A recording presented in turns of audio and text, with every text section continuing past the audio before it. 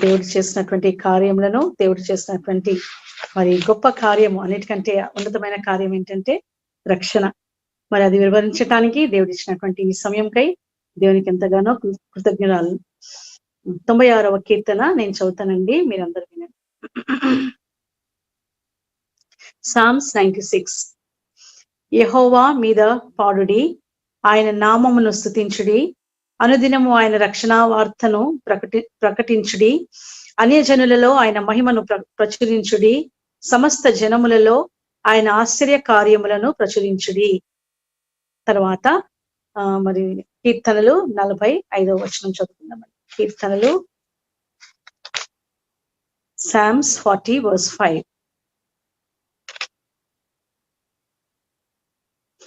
యెహోవా నా దేవా, నీవు మా ఎడల జరిగించిన ఆశ్చర్య క్రియలను, మా ఎడల నీకున్న తలంపులను బహు విస్తారములు.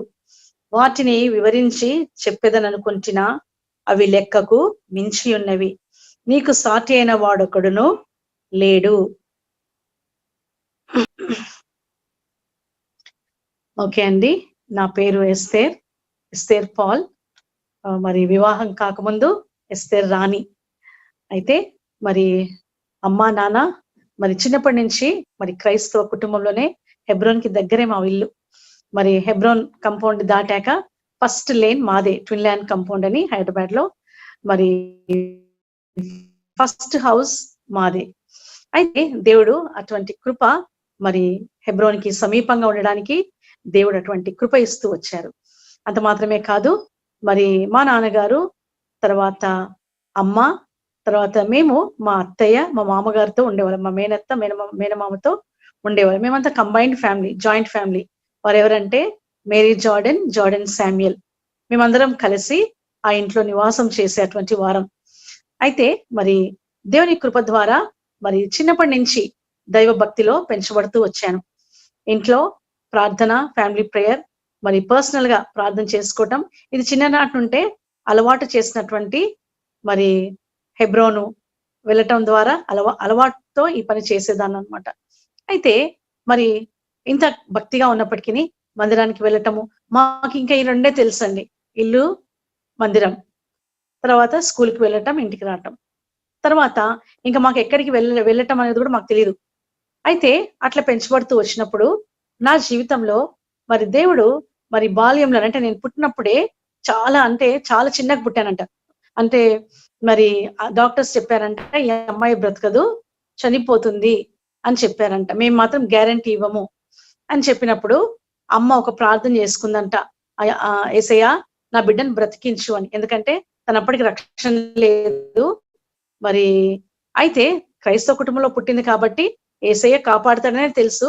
ఈ పాన్స్ డబ్బా ఎంత ఉండేదో అలా చెప్పేదమ్మ, అంతే నువ్వు పుట్టావు, ఇంకా డాక్టర్స్ ఏమో నువ్వు బ్రతకరని చెప్పారు అని. అట్లా మరి నా జీవితము ఆరంభమైంది. మరి దేవుని కృప ఏంటంటే మరి నా ఎడల విస్తారంగా ఉంది కాబట్టి మరి అమ్మ ప్రార్థన దేవుడు ఆలకించి నన్ను సజీవురాలుగా ఉంచాడు. అట్లా మరి అనేకమైన విషయాల్లో దేవుని కృప నా ఎడల విస్తారంగా ఉన్నదని నేను చెప్పగలను. ఎందుకంటే ఒకసారి ఇలా పుట్టినప్పుడే మరి ఈమె పుట్టదు, ఈమె బ్రతకదు అని చెప్పిన డాక్టర్స్ కి దేవుడు ఆశ్చర్యం కలిగించే విధానంలో దేవుడు నన్ను బ్రతికించాడు. తర్వాత మరి నాకు 2 చెల్లెళ్ళు, 1 తమ్ముడు. మేమందరం ఈ రీతిగా మరి హెబ్రోన్కి వెళ్ళటము, రావటము, ఇంకా ఇంతే మాకు తెలుసు, స్కూల్కి వెళ్ళటము, రావటం. తర్వాత మరి నా జీవితంలో ఒక ఆలోచన ఏమొచ్చిందంటే, కొంచెం పెద్దగా అవుతా ఉన్నప్పుడు ఒక ఆలోచన ఏమనంటే, హెబ్రోన్కి వెళ్ళినప్పుడల్లా హెబ్రోన్ ఆంటీ వాళ్ళు మరి బ్రదర్స్ ఎవరైనా సరే మా ఆర్ యు బోర్న్ అగైన్ అని అడిగేవారు. నువ్వు రక్షణ పొందావా అని అడిగేవారు అనమాట. ఈ మాట విని విని నాకు అలవాటు అయిపోయి దానికి సమాధానం కూడా ఏం చెప్పాలో కూడా నాకు వచ్చేసింది అనమాట. అలా రక్షణ పొందేనా ఆంటీ అనేదాన్ని, లేకుంటే తల ఊపేదాన్ని, లేకుంటే విననట్టు ఉండేదాన్ని. అలా మరి జీవిస్తున్న సమయంలో మరి ఒక ఆలోచన, అంటే నేను ఎప్పుడైతే 6th క్లాస్ లో ఉన్నప్పుడు, 5th క్లాస్ లో ఉన్నప్పుడు మరి మాకు డాన్స్ టీచర్ వచ్చేది స్కూల్ కి. అయితే నేను మా చెల్లి డాన్స్ నేర్చుకోవాలంటే, అది లంచ్ టైంలో కాబట్టి ఎవరికి తెలియకూడదు అనేసి మేము డాన్స్ నేర్చుకుంటా ఉన్నాం. డాన్స్ నేర్చుకున్న సమయంలో మరి సండే మందిరంకి వస్తే, లేకుంటే మందిరంలో హెబ్రోన్లోనేమో చాలా భక్తిగా ఉండేవాళ్ళం. ఇంటికి వస్తే భక్తిగా ఉండేవాళ్ళం. స్కూల్కి వెళ్తే నా జీవితం ఎలా ఉందంటే భయంకరంగా ఉంది. మరి డాన్స్ చేస్తూ పాట పాడాలా అనే ఆలోచన వచ్చింది. అయితే ఆలోచన రావటమే తరువాయి నేనేం చేశానంటే ఇంకా డాన్స్ టీచర్ తో పాటు మాట్లాడి మరి నేను డాన్స్ క్లాసెస్ లో నేను మా చెల్లి ఇద్దరము జాయిన్ అవ్వటం జరిగింది. భరతనాట్యం నేర్చుకుంటున్నాం. 1 year అయిపోయింది. ఇంకా నెక్స్ట్ ఇయర్ 6th క్లాస్ లో మరి మళ్ళీ కంటిన్యూ అవ్వాలి కదా, కంటిన్యూ చేస్తున్నాం. ఇదే ఆలోచన ఏంటంటే పాటలు పాడుతూ నేనే ఒక మంచి డాన్సర్ అవ్వాలా అనే ఆలోచన. మరి తర్వాత మందిరానికి వస్తే మళ్ళీ భక్తి పాటలు, మరి హెబ్రోన్ లోనే పెరిగాం కాబట్టి మరి చాలా భక్తిగా ఉండేవాళ్ళం. మందిరానికి వస్తే మందిరంలో సండే స్కూల్లో చాలా భక్తిగా ఉండేవాళ్ళం. పాటలు పాడే విషయంలోనేమి మరి సండే స్కూల్లో ఆంటీ వాళ్ళ దగ్గర చాలా భక్తిగా నన్ను నేను కనపరుచుకునేదాన్ని అనమాట. అయితే 7th క్లాస్ లో మరి ఒక కార్యం జరిగింది. మనకి మరి యూత్ క్యాంప్ జరుగుతూ ఉంటది హెబ్రోన్ లో ఎవ్రీ ఇయర్ మేలో. అయితే ఆ యూత్ క్యాంప్ జరుగుతున్నప్పుడు ఆ యూత్ క్యాంప్ కి నేను కూడా వెళ్ళాను. వెళ్ళాక అక్కడ ఏం వినేది లేదు, వాక్యం వినటం లేదు కానీ ఊరికే కూర్చొని పాటలు మాత్రం చక్కగా గట్టిగా పాడటం, తర్వాత వాక్యము అనేసరికి మేము ముచ్చట్లు పెట్టుకోవటం, నవ్వుకోవటం, ఇంక ఇట్లాంటి పనులు అనమాట. అయితే దేవుడు ఒకసారి మరి సిస్టర్స్ మరి గ్రూప్స్ ఉంటాయి కదా, కౌన్సిలింగ్ ఇస్తారు కదా, ఆ గ్రూప్ కౌన్సిలింగ్ లో నేను కూడా అక్కడ కూర్చోవటం జరిగింది. అయితే ఆ రోజు మరి ఆంటీ ఒక వాక్యం చెప్తూ ఏమడిగిందంటే, ఎంతసేపు మీరు వాక్యం విన్నారు కదా, ఏం వాక్యం విన్నారు అని అడుగుతూ మరి ఇక్కడ ఉన్న వారిలో ఎంతమంది రక్షణ పొందారు అని అడిగింది. అప్పుడు నాకు అర్థమైంది ఏంటంటే నేను తప్పకుండా ఇప్పుడు రక్షణ పొందానని చెప్పాలా, పొందలేదని చెప్పాలా. అప్పటికి రక్షణ లేదు. రక్షణ అంటే ఏంటో తెలుసు, దేవుని భయం తెలుసు, దేవుని మందిరం అంటే తెలుసు, అన్ని తెలుసు. కానీ దేవునికి నా హృదయం ఇవ్వలేదు. మరి ఇంటి వద్దనేమో మరి మా మామయ్య అని చెప్పాను కదా, జార్డన్ శామ్యుయల్, అంటే మేము డాడీ అనే పిలుస్తాము. ఎందుకంటే నన్ను ఆత్మీయంగా పెంచింది తనే. కాబట్టి మరి మా డాడీ ఏం చేసేవాళ్ళంటే మరి ప్రొద్దుటే వాక్యము ఏదైతే చదివామో అది ఫ్యామిలీ ప్రేయర్ లో ఒక వచనం మేము బైహార్ట్ చేయాలా. అంత మాత్రమే కాదు కానీ మరి బైహార్ట్ చేయటం, డాడీ వచ్చాక మరి దాన్ని అప్పచెప్పటం, తర్వాత హాలిడే వస్తే ఒక అధ్యాయం అంతా చదివి మరి అది నేర్చుకొని అప్పచెప్పటం, ఇలా దైవభక్తిలో పెంచుతూ వచ్చినప్పటికీ నా జీవితం మాత్రము మరి క్రీస్తుకు వ్యతిరేకంగా, దేవునికి విరోధంగా జీవిస్తూ వచ్చాను. అట్లా జీవిస్తున్న సమయంలో మరి ఇది మా డాడీకి తెలియదు. మేము డాన్స్ నేర్చుకున్న సంగతి మా డాడీకి తెలియదు. అయితే ఇంట్లో మరి మా నాన్నగారు అంటే మేము ఒప్పించి తనతో మరి జాయిన్ అయ్యామన్నమాట. అట్లా మరి ఆంటీ అడిగినప్పుడు మరి నా తల దించుకోవాల్సి వచ్చింది. ఎందుకంటే మరి గ్రూప్ డిస్కషన్స్ లో చాలా దగ్గరగా ఉంటాం కదా, ఆంటీకి నేను కనిపిస్తా ఉన్నాను, ఆంటీ నాకు కనిపిస్తా ఉన్నారు, నేను అక్కడ అబద్ధం చెప్పలేకపోయాను. సరే ఇంకా తల కిందకు ఉంచుకొని కూర్చున్నప్పుడు ఆంటీ అన్నారు, ఏంటేస్తే హెబ్రోన్ లో ఎంత పని చేస్తావు, మందిరం ఊడుస్తావు, మందిరానికి వచ్చి పనులు చేస్తావు, ఇంకా నీ హృదయం దేవునికి ఇవ్వలేదా అని ఒక క్వశ్చన్ మార్క్ ఆంటీ ఫేస్ లో అలా చూస్తూ నా మొహం చూశారనమాట. నేను తల దించుకొని ఇలా పైకి చూస్తా ఉన్నాను ఆంటీని. అయితే ఆంటీ నన్నే స్ట్రెస్ చేస్తూ మళ్ళీ 2వసారి కూడా అదే అడిగారు, ఏమ్మా నీకు నువ్వు చేసే ఈ కార్యము అంటే దేవుని ఇంటిలో నువ్వు చేసే కార్యములు ముఖ్యం కాదు కానీ మరి దేవునికి నీ హృదయం అవసరం. నువ్వు ఎంత నీతిమంతురాలుగా ఉన్నా, ఎంత నీతిగా ఈ లోకంలో నువ్వు జీవించాలనుకున్నా, లేకుంటే ఈ పనులన్నీ చేస్తే నువ్వు నీతిమంతురాలుగా తీర్చబడతావు అనుకుంటున్నావా, ఇవన్నీ దేవుని దృష్టికి మురికి పేలికలు అలాంటివి. వాక్యం సెలవిస్తుంది కదండి, మన నీతి క్రియలు ఎలా ఉంటాయంట, మురికి పేలికలతో సమానం. అయితే ఈ యొక్క మురికి పేలికల లాంటి ఈ నీతిని నువ్వు చేస్తున్నావు కానీ నీ యొక్క దేవుణ్ణి, నీ రక్షకుని నువ్వు సొంత రక్షకునిగా నీ హృదయంలో ఆహ్వానించినంత కాలం నువ్వు చేసిన ప్రతి కార్యము దేవునికి వెలుపల నువ్వు ఏమి చేసినప్పటికీ అది 0, ఇట్స్ 0 అని చెప్పి ఆంటీ చెప్పారనమాట.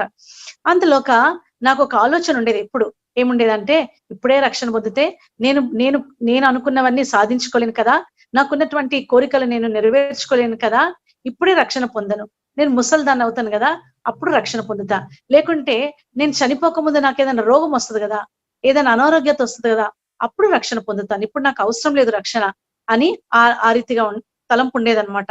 తర్వాత మరి ఎప్పుడైతే ఈ తలంపు కలిగి ఉన్నానో ఆంటీ ఇట్లా మాట్లాడుతూ ఉండగానే ఒక వార్త వచ్చింది. ఏమని వచ్చిందంటే, మిసెస్ యాబిస్ has been called to glory, తను మహిమలోనికి పిలువబడింది అబిస్ ఆంటీ అదే జూన్ 1 1984 తను ప్రభు దగ్గరికి వెళ్ళిపోయింది అనమాట. ప్రభు మహిమలోనికి పిలువబడింది. అందరు ఈ మాటలు చెప్తున్నారు కానీ ఆమె చనిపోయింది అనే మాట ఎవ్వరు ఆ మాట చెప్పట్లేదన్నమాట.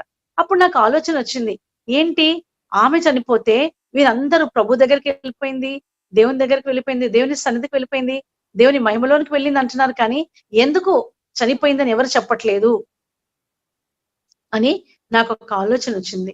అయితే ఆ ఆలోచన అట్లనే ఆలోచిస్తా ఉండగానే ఆంటీ అనేకమైన వాక్యాలు చెప్తూ వచ్చింది. మన జీవితము నీటికి బుడగ వంటిది, మన జీవితం ఆవిరి వంటిది, అది అంతలో కనబడి అంతలో మాయమైపోయి ఆవిరి వంటిది. మీకు అర్థం కావట్లేదా? మీరు ఈ క్షణమే రక్షణ పొందాలా, ఇదే అనుకూలమైన సమయం, ఇదే రక్షణ దినము. ఈనాడు మీరు దాటి వెళ్ళిపోతే రేపు మీకు ఏం జరుగుతుందో మీకు తెలుసా? మీరు రేపు బ్రతికి ఉంటారని తెలుసా అని ఆంటీ ఖచ్చితంగా వాక్యము చెప్తా ఉందన్నమాట. చెప్తా ఉంటే నిజంగా దేవుడు అది నా గురించే చెప్తున్నట్టు అనిపించింది. ఇంకా నేను తలదించుకొని ఇంకా ఆంటీ చెప్పే ప్రతి మాట నాకు నిజమే అనిపించింది. తర్వాత తను ఒక ఎగ్జాంపుల్ చెప్పింది. చూడండి, ఆంటీ మరణిస్తుందంటే దేవుని దగ్గర వెళ్ళిపోతుందని మనకి ఎవరికి తెలియదు. అయితే బాలేదని తెలుసు, చూసొద్దాం అనుకున్నాము అందరం వెళ్ళి. కానీ చూడక ముందే దేవుడు తన సన్నిధికి తన దాసురాల్ని పిలుచుకున్నారు అని చాలా సంతోషంగా ఆంటీ చెప్తూ వచ్చారు. అంత మాత్రమే కాదు, మన జీవితంకి మరి ఈ యొక్క మరణము అనేది చాలా భయంకరం. దేవుడు మనల్ని జీవింప చేయటానికి, నిత్యత్వంలో ఉండడానికి సృష్టించాడు, మరణానికి అప్పగించటం కాదు. మరణం అంటే అది నిత్యమైన నరకాగ్ని అని ఆంటీ చెప్తూ వచ్చి ఒక మాట చెప్పారు. ఏం చెప్పారంటే, మరి మరణానికి దయ ఉండదు, మరణమునకు కరుణ ఉండదు. అది చిన్నపిల్లల్ని మృంగివేస్తుంది, యవన దశలో ఉన్న వారిని మృంగివేస్తుంది, తర్వాత వృద్ధులను మృంగివేస్తుంది. దానికి దయ ఉండదు అని చెప్పినప్పుడు ఇంకా నాకు భయం పట్టుకుంది. నిజమే కదా, ఆంటీ చెప్తున్నారు. మార్నింగ్ బానే ఉన్నది అనుకున్నాము, రికవర్ అవుతున్నారు ఆంటీ అనుకున్నారు. మరి అంతలోకి ఈ వార్త వచ్చింది కదా. అవును నిజమే, మరణానికి దయ ఉండదు, అది ఎవరినైనా మృంగివేస్తుంది, అది ఎప్పుడైనా సరే, ఎవరైనా సరే అని. ఇంకా ఆ రోజు నేను ఇంకా తల దించుకొని నా జీవితంలోనికి యేసయ్యను ఆహ్వానించాను. ప్రభా నిజమే అని చెప్పేసి ఒక చిన్ని ప్రార్థన ఆంటీ చేపించారు. మరి మీ హృదయంలోనికి యేసయ్యను ఆహ్వానించాలా అని చెప్పి తను ప్రార్థన చేయించారు. ఆనాడు నా జీవితాన్ని యేసయ్యకు అర్పించాను. ఆ రోజు మరి ఒకని మరణ దినము నాకేమైంది, ఒక జీవంని కదా, జీవాన్ని ఇచ్చింది. మరి నేను యేసు ప్రభు దగ్గరికి రావడానికి, రక్షణ తీర్మానం చేసుకోవడానికి అంటే సారా బ్లాంచ్ ఆంటీ, అబిస్ ఆంటీ యొక్క మరణ దినము నా జీవితంలో రక్షణను పొందుకోవడానికి కృప ఇచ్చింది. ఎంత గొప్ప సంగతి కదండి. క్రైస్తవులు మరణించినప్పుడు ఒక గొప్ప ఆనందం. ఎందుకు మరణించామని చెప్పాలి, అందుకే దేవుడు ఏమంటాడు, నిద్రించుచున్నారు అంటాడు. నిద్రించిన వాళ్ళు ఏం చేస్తారు, తప్పకుండా లేస్తాము. ఆ నిరీక్షణతోనే పడుకుంటాం. మన పడుకులోనికి వెళ్ళక ముందు ప్రొద్దుటే లేస్తాం, ప్రభా నీ చిత్తమైతే ఉదయకాలంలో లేచి నిన్ను స్తుతించే భాగ్యము దయచేయమని మనము నిండారా దేవుని స్తుతించి పడుకుంటాం. ఎందుకంటే నిరీక్షణ, ఉదయంలో లేస్తామని. లేవకపోయినా పర్వాలేదు కానీ లేస్తామనే నిరీక్షణతో పడుకుంటాం. అయితే మరి అట్లనే నిద్రించిన వారు కూడా మరి దేవునితో సదాకాలం ఆయనతో పాటు ఉండబోతున్నారు, ఆయన రాజ్యంలో ఉండబోతున్నారు, యుగయుగములు ఆయనతో ఉండబోతున్నారు అనే నిరీక్షణ ఆ రోజు నాకు కలిగింది. ఆంటీ చుట్టూ చేరిన వారు మరి నిజమే, ఈమె ధన్యురాలు, షీఈ్ అ బ్లెస్డ్ ఉమెన్, ఆమె దేవుని దగ్గరికి వెళ్ళిపోయింది. ఎందుకంటే అది యూత్ క్యాంప్ జరుగుతుంది కదా, అంతమంది అన్ని వేల మంది మధ్యలో ఆంటీ మరణం తర్వాత తన భూస్థాపన ఎలా ఉండబోతుందో అందరూ చాలా సంతోషంగా చెప్పుకుంటున్నారు. ఆ రోజు రాత్రి మరి నైట్ గాస్పుల్ మీటింగ్ లో నేను డెసిషన్ కార్డ్ తీసుకోవడం జరిగింది. తర్వాత ఆ రీతిగా నా జీవితం కొనసాగుతుండగా మరి బ్యాప్టిజం తీసుకోవాలా, రక్షణలో కొనసాగుతున్నాను. మరి దేవుడు ఎంతో, అంటే అంతకు ముందు ఉన్న అలవాట్లన్నీ చాలా వరకు పోయినాయి, కానీ కొన్ని అలవాట్లు మనము అంటే మనము తలంచుకొని తెచ్చుకునే అలవాట్లు కొన్ని ఉంటాయి. ఏంటవి, సీరియల్స్ చూడటము, తర్వాత ఇవన్నీ మా డాడీ ఉంటే పెట్టనివ్వరు, అయితే మా డాడీ లేని సమయంలో మేము ఇట్లా చూసుకునే వాళ్ళం. తర్వాత సినిమా పాటలు బాగా నేర్చుకున్నాను. ఎలా నేర్చుకున్నానంటే ఫ్రెండ్స్ బట్టి, స్కూల్లో ఉన్న ఫ్రెండ్స్ ఏం చేసేవాళ్ళంటే ఎస్ఆర్ పాటలు పాడుతుంది కాబట్టి ఆ సినిమా బుక్స్ తెచ్చిచ్చేవాళ్ళు, బుక్లెట్స్ తెచ్చిచ్చేవాళ్ళు. ఆ చిన్న చిన్న బుక్లెట్స్ లో ఆ పాటలు ఉండేవి. మరి వినటం ఎలా నేర్చుకోవాలా అని ఇంటికి వెళ్ళాక మరి 4 o'clock అనుకుంటా అది చిన్న వాల్యూమ్ పెట్టుకొని ఆ పాటలు వినేదాన్ని. అక్కడ కొత్త కొత్త పాటలు, సినిమా పాటలు వస్తాయని మా ఫ్రెండ్సే నాకు చెప్పారు. ఇంకా అట్లా ఆ పాటలు నేర్చుకోవటం ఇవన్నీ ఉన్నప్పుడు, ఎప్పుడైతే నేను యేసయ్యను నమ్ముకున్నానో, యేసయ్యను నా హృదయంలోనికి ఆహ్వానించానో ఇవన్నీ పోయినాయి. దేవుని కొరకు జీవించాలనే ఆశ నాలో కలిగింది. ఇంకప్పటి నుంచి హెబ్రోన్‌కి రెగ్యులర్ గా వెళ్ళటం. 7th క్లాస్ నేను ఎగ్జామ్స్ రాసే టైం అంటే 7th క్లాస్ ఎగ్జామ్స్ అయిపోయినప్పుడు నేను రక్షణ పొందాను. మరి 8th క్లాస్ నుంచే నేను మందిరానికి క్రమంగా వెళ్ళటం, మందిరాన్ని ప్రేమించటం అది బాగా నేర్చుకున్నాను. ఇంకా ఎక్కువ అంటే ఇది వరకేమో ఏదో సేవ చేయాలి గదా, మందిరం దగ్గరలో ఉన్నాం కదా అని. కానీ యేసయ్యని నమ్ముకున్న తర్వాత నా జీవితంలో గొప్ప మార్పు. తర్వాత మందిరాన్ని ఎక్కువగా ప్రేమించేదాన్ని. అట్లా ఉన్న సమయంలో మరి మ్యారేజ్ టైం వచ్చింది. మ్యారేజ్ టైంలో మరి ప్రార్థన చేస్తూ వచ్చాము. ఎందుకంటే మరి ఇదివరకే నేను ఒకసారి చెప్పాను. Sam Williams uncle aunty Esther Williams aunty ఏం చెప్పారంటే తను సాక్ష్యం చెప్తూ నేను విన్న ప్రకారంగా నాకు ఒక సేవకురాలు చెప్తూ వచ్చారు. మనము మరి యవనస్తులుగా ఉండగానే మరి మ్యారేజ్ పార్ట్నర్ గురించి, మన లైఫ్ పార్ట్నర్ గురించి మనం ప్రార్థన చేస్తూ రావాలా అని ఆంటీ చెప్పారు. నేను ప్రార్థన చేస్తూ ఉన్నప్పుడు మరి వివాహ జీవితంలో మరి ఏమనుకునేదాన్నంటే మంచి స్పీచర్ అయి ఉండాలా, మంచి సింగర్ అయి ఉండాలా అనుకునేదాన్ని. కానీ దేవుడు నాకు అనేకమైన వాగ్దానాలు దయచేస్తూ ఆయన తలంపులు మన తలంపులు వేరు. ఆయన తలంపులు ఎంతో ఉన్నతమైనవి కదండి. యెషయా 50:55లో ఉంటుంది ఆ మాట. అట్లా దేవుని యొక్క కార్యములు గొప్పవి. ఆయన తలంపులు, ఆయన త్రోవలు, ఆయన ఆయన ఎంతో ఉన్నతమైనవి మన తలంపుల కంటే. ఆ మాట చదువుకుందామండి. యెషయా 55 8వ వచనం 8-9 ఉంటుంది.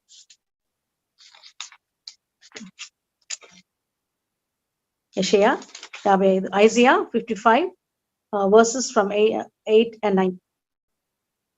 8-9 వచనాలండి. నా తలంపులు మీ తలంపుల వంటివి కావు, మీ త్రోవలు నా త్రోవల వంటివి కావు. ఇదే యెహోవా వాక్కు.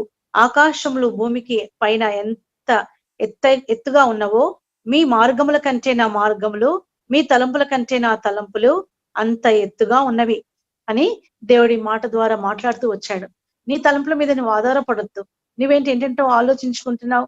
నీ తలంపుల మీద ఆధారపడితే నువ్వు దేవుని చిత్తం చేయలేవు అని దేవుడు మాట్లాడుతూ వచ్చాడు.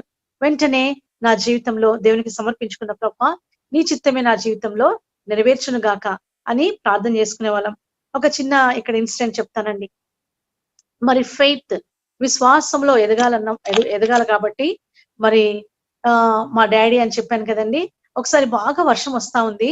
వర్షం వస్తా ఉంటే బాగా మబ్బులు వచ్చినాయి. ఇంకా వర్షం పడబోతుంది. బాగా పెద్ద పెద్ద చినుకులు పడుతున్నాయి.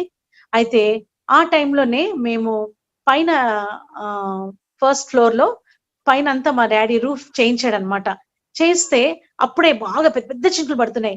ఇంకా వేసిన సిమెంట్, వాళ్ళు చేసిన పని అంతా వేస్ట్ అయిపోతుంది కదా అని చెప్పి నన్ను లోపలికి పిలిచారు. మమ్మీ ఇక్కడ రా అన్నారు. అని అంటే డాడీ అని లోపలికి వెళ్ళాను. మొకరించు అన్నారు. మొకరించి ప్రార్థన చేయన్నారు. దేనికి డాడీ అని అంటే మరి వర్షం వస్తుంది కదా, ఇప్పుడు మనం చేసిన పని అంతా వేస్ట్ అయిపోతుంది, ప్రార్థన చెయ్యి అన్నారు. అలా చిన్న చిన్న విషయాలు కూడా దేవుని పైన ఏ రీతిగా విశ్వాసత అంటే దేవుడు ఎట్లా ఆయన నమ్మకత్వాన్ని రుజుపరుచుకుంటాడో, మన ప్రార్థనలు ఎట్లా ఆలకించబడతాయో అట్లా నేర్పిస్తూ వచ్చారనమాట. అలా మోకరించి మరి ప్రార్థించాను. ప్రార్థిస్తే యాంగ్జైటీ కదా, మరి అయ్యో వర్షం వచ్చేస్తుందేమో అని లేదు విశ్వాసంతో ప్రార్థన చేయన్నారు డాడీ. అని విశ్వాసంతో ప్రార్థన చేసి ఇంకా ఎంతో క్యూరియాసిటీతో పరిగెత్తుకుంటూ బయటకు వచ్చేసరికి అంతగలా మబ్బులు ఉన్నటువంటి ఆ క్లౌడీ వెదర్ అంతా పోయి, ఆ చినుకులన్నీ ఆగిపోయి చక్కటి వాతావరణం తేటగా ఉందన్నమాట. ఎంత సంతోషం వేసిందంటే నిజంగా దేవుడు ప్రార్థనలు ఆలకించేవాడు అని చెప్పేసి ఆ చిన్న వయసులోనే డాడీ అలా నేర్పిస్తూ వచ్చారనమాట. అలా ప్రార్థనలు నేర్చుకోవటం ఇవన్నీ. తర్వాత మరి దేవుని చిత్తం ఎలా చేయాలో కూడా నేర్పించేవాళ్ళు అనమాట. ప్రతి విషయంలో దేవుని పైన ఆనుకోవాలా, ప్రార్థించాలా. ఈవెన్ స్కూల్ ఫీజు కట్టాలంటే కూడా ప్రార్థించండి అని చెప్పేవాళ్ళు. అలా ప్రార్థించినప్పుడు ఆ రోజు అనుకోకుండా మరి స్కూల్ ఫీజు మా డాడీ కట్టేసేవాళ్ళు అనమాట. అలా దేవుడు సహాయం చేసేవాళ్ళు. అంత మాత్రమే కాదు కానీ మరి బ్యాప్టిజం విషయంలో కూడా దేవుడు కృప చూపిస్తూ వచ్చాడు. ఎలా అంటే మరి దేవుని యొక్క కృప ఎంత విస్తారంగా ఉంటదంటే మరి మనము చిన్నపిల్లలమైనప్పటికీ మరి మనకు ఆశ ఏదైతే ఉంటుందో దేవుని పట్ల మనకున్నటువంటి ఆశ కొలది దేవుడు మనల్ని తృప్తిపరిచే దేవుడుగా ఉంటాడు. మరి చిన్న వయసు కదా, ఇప్పుడే ఎందుకు నీకు బాప్తిసము అని అంటున్నారు కొంతమంది.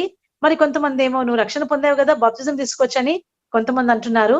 అయితే నేను దేవుని మీద ఆనుకోవటం, మరి ప్రభా మరి నీ చిత్తమా అని మాట్లాడినప్పుడు అనేక సార్లు మందిరంలో కూడా బాప్తిజం తీసుకోవాలి, రక్షణ పొందిన వెంటనే బాప్తిజం తీసుకోవాలి, నెగ్లెక్ట్ చేయొద్దు, డిలే చేయొద్దు అని చెప్పటము, మరి వాక్య అంటే బోధించినప్పుడు చెప్పటం వినేదాన్ని. తర్వాత మళ్ళీ ప్రభా నాతో మాట్లాడు అన్నప్పుడు దేవుడు మరి మార్కు 16:16 ఉంటుంది కదా, నమ్మి బాప్తిసం పొందువాడు రక్షింపబడును, నమ్మని వానికి శిక్ష విధింపబడుతుంది. ఆ రోజు నేను ఖచ్చితంగా ప్రార్థన చేసుకున్నా. మరి కాన్వకేషన్ జరుగుతుంది. ఆ టైంలో నేను ప్రార్థన చేసుకొని మరి మందిరానికి వెళ్ళాను. మందిరానికి వెళ్తే అప్పటికే మరి హెర్మోన్, ఇప్పుడు హెబ్రోన్, ఇప్పుడు ఎక్కడైతే మందిరం ఉందో అప్పుడు అక్కడ కాన్వకేషన్ జరిగేదనమాట. మరి అంత మందిలో నేను చాలా చివర్లో కూర్చున్నాను. కూర్చొని మరి ఆ అంకుల్ అప్పుడెవరు వాక్యం చెప్తున్నారంటే ఆబిస్ అంకుల్ వాక్యం చెప్తున్నారు. దేని గురించి? బాప్తిజం గురించి అంకుల్ వాక్యం చెప్తున్నారు. బాప్తిజం గురించి సాక్ష్యం చెప్తా ఉంటే, ఆ వాక్యం చెప్తా ఉంటే వింటా ఉన్నా. నేను ప్రార్థన చేసుకుంటున్నా, ప్రభా నువ్వు నాతో మాట్లాడావు కదా రాత్రి, నాకు ఈ వాగ్దానం ఇచ్చావు కదా నాకు వైట్ టైంలో, మరి ఇదే వాక్యము అంకుల్ చదవాలా, అంకుల్ చెప్పాలా అని చెప్పి నేను ప్రార్థన చేసుకుంటా మనసులో అలాగే కూర్చున్నాను. కూర్చున్నప్పుడు అంకుల్ వాక్యం అయిపోయింది, లెట్స్ ప్రే అన్నారు. ప్రార్థన చేసుకుందామని అందరం మోకరించాక ఇది నాకు వయసు కాదేమో, ఇప్పుడే కాదు ఇంకా టైం ఉందేమో అని అనుకొని నేను మళ్ళీ తిరిగి మరి అలాగే ప్రార్థన చేసుకున్నామన్నారు కదా, మోకాళ్ళ మీదే ఉన్నాను. మోకరించినటువంటి మేమందరము మరి అనుకోని రీతిలో దేవుడు మన ఆశను తీర్చేవాడుగా ఉంటున్నాడు. మరి ఎప్పుడైతే మోకరించి కళ్ళు మూసుకొని ప్రార్థనలో ఉన్నామో అంకుల్ మోకాళ్ళ మీదనే లెట్స్ టర్న్ టు మార్క్ 16:16 అన్నారు. మనమందరము మార్కు 16:16 చదువుకుందాము అని అనేసరికి నాకు ఎంత సంతోషం వేసిందంటే, దేవుడి నిజముగా మన ప్రార్థనలు ఆలకించువాడు. అంత మాత్రమే కాదు గాని ఆశగల ప్రాణాన్ని తృప్తిపరిచేటువంటి దేవుడు. నిజముగా మనం ఆయన సన్నిధిలో ఉన్నప్పుడు ఆయన యొక్క కృపను మనం పొందుకునే వారంగా ఉంటాం, ఎప్పుడైతే మనకు ఆశ ఉంటుందో. అయితే మరి ఆ రీతిగా మరి నేను బాప్టిజం లో సాక్ష్యం ఇవ్వడానికి 1984 మరి జూన్ 1 నేను రక్షణ తీర్మానం చేసుకున్నాను. మరి 27 నవంబర్ నేను బాప్తిజంలో సాక్ష్యం ఇవ్వడానికి దేవుడు కృప చూపించాడు. ముత్తినాయకం అంకుల్ నాకు బాప్తిజం ఇచ్చారు.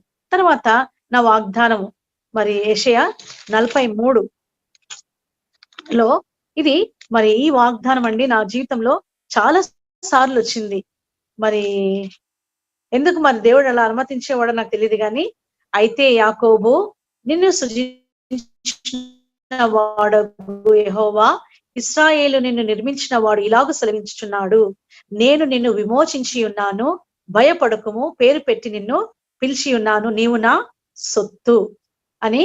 మళ్ళీ కింద చూస్తుంటే నీవు జలములలో పడి దాటినప్పుడు, తర్వాత నీవు అగ్ని మధ్యలో నడిచినప్పుడు, ఇవన్నీ నా జీవితంలో అక్షరాలు నెరవేర్చబడ్డాయి. ఎందుకంటే మరి ఈ వాగ్దానం నేను నిన్ను విమోచించి ఉన్నాను, భయపడకము, పేరు పెట్టి నిన్ను పిలిచి ఉన్నాను. దేవుడు ఇచ్చినటువంటి ఈ వాగ్దానము నాకు రిపీటెడ్ గా వచ్చేది. న్యూ ఇయర్ లో మనం బాప్టిజం మనము ప్రామిస్ కార్డ్స్ తీసుకుంటాం కదండి, ఆ టైంలో మరి ఈ యొక్క వాగ్దానం నాకు రిపీటెడ్ గా వచ్చేదనమాట. ఎందుకు ఈ వాగ్దానం ఎప్పుడు దేవుడు రిపీటెడ్ గా నాకు ఇస్తాడు అనుకునేదాన్ని. కానీ తర్వాత నాకు జీవితంలో ఒక సంఘటన జరిగింది. మాకు ఓన్ స్కూల్ ఉండేది. అయితే మరి స్కూల్లో పనిచేస్తున్నప్పుడు మేము అందరం కలిసి గండిపేటకి వెళ్ళాము, పిక్నిక్ కి పిల్లల్ని తీసుకొని వెళ్ళాము. వెళ్ళినప్పుడు అక్కడ మా డాడీ అందరం వెళ్ళాము, ఫ్యామిలీగా అందరం వెళ్ళాము, టీచర్స్ పిల్లలు అందరం కలిసి వెళ్ళాము. వెళ్ళాక అక్కడ మరి కొంచెము నీటిలో దిగుదామని నీళ్ళలోకి వెళ్ళాను. నీళ్ళలోకి వెళ్ళాక అక్కడ పెద్ద బండ ఉంది, ఆ బండ మీద నిలబడ్డాను. నిలబడినప్పుడు మనకు ఆశ కదండి, నీళ్ళల్లో ఉన్నప్పుడు ఏమనిపిస్తుంది, సరే నీళ్ళన్నీ బాగున్నాయి కదా ఒక ఫోటో తీసుకుందాము అన్నట్టు నీళ్ళల్లో నిలబడి వెనక్కి జరిగాను. ఎందుకంటే టీచర్స్ కూడా పిలుస్తున్నా, మీరు కూడా అందరు రండి నాతో పాటు ఫోటో దిగుదురుగానే అని. నేనున్నప్పుడు బానే ఉంది, వాళ్ళని చూస్తూ నేను ముందుకు వాళ్ళని చూస్తూ వెనక బండ ఉంది అనుకుని వెనక్కి వెళ్ళిపోయాను. వెనక్కి వెళ్ళిపోవటం నీళ్ళల్లో పడిపోయాను. అక్కడ ఆల్రెడీ కాషన్ ఉంది, అపాయము, ఇక్కడ అపాయం ఉందని రాసి పెట్టింది. అయితే నిజంగా అండి ఇప్పటికి కూడా నాకు అర్థం కాదు ఏంటంటే, మరి నీళ్ళలో పడిన వారు మునిగిపోతారా, పైకి తేల్తారా? అయితే నా జీవితంలో అది అక్షరాల నెరవేర్చబడింది. దేవుడు అసాధ్యమైన కార్యాలు చేసేటువంటి దేవుడు. మన దేవుడు గొప్పవాడు, మన దేవుడు ఉన్నతమైనటువంటి వాడు. అంత మాత్రమే కాదు గాని ఈ మాట, నీవు నదులలో జలములలో పడి దాటునప్పుడు నేను నీకు తోడై ఉంటాను అన్న వాగ్దానము నా జీవితంలో అక్షరాల నెరవేర్చబడింది. మరి నీళ్ళలో పడిపోయాను, మా అన్నయ్య వచ్చి అంటే మా కజిన్ వచ్చి నన్ను పైకి లేపేంత వరకు నేను నీళ్ళలోనే ఉన్నానండి. తను పరిగెత్తుకుంటూ వచ్చి నన్ను తీసేంత వరకు అట్లా ఉండిపోయాను. ఇంకా వెంటనే నన్ను బయటికి తీశారు. తర్వాత నాకు ఆ రోజు అర్థం కాలేదు, కానీ ఎప్పుడైతే మళ్ళీ రిపీటెడ్ గా ఈ వాగ్దానాలు వస్తున్నాయో అప్పుడు నా జీవితంలో నాకు అర్థమవుతూ వచ్చింది, నిజమే జలములలో పడి వెళ్ళినప్పుడు దేవుడు మనల్ని కాపు కాసేవాడిగా ఉంటాడు, మనకు తోడై ఉండే దేవుడిగా ఉంటున్నాడు అనిపించింది. ఇంకొకసారి ఏం జరిగిందంటే, మేము పైన అంతా మేము ఉండేవాళ్ళము, కింద అంతా టెనెట్స్ ఉండేవాళ్ళు మా ఇంట్లో. 3 పోర్షన్స్ ఉండేవి, ఇంట్లో అద్దెకు ఉండేవాళ్ళు అనమాట. అయితే ఆ టైంలో ఒక హిందూ ఫ్యామిలీ ఉండేది. అయితే వాళ్ళ ఇంట్లో మరి గ్యాస్ అయిపోయిందని తను కెరోసిన్ పోయటానికి లోపలికి తీసుకెళ్ళింది. ఆమె ఏం చేసిందంటే మరి బయటకి తీసుకొచ్చి దాన్ని లోపలికి తీసుకెళ్తుంది స్టవ్‌ని.